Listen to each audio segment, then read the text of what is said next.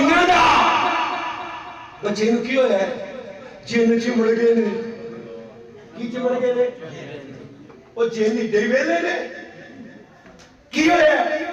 अच्छा रात नूं सुता पिया डर जांदा है इस कोलों धागा बन्ने घर किन्हां दे भाभी मेरा अब्बा भी भाभी मेरा अब्बा भी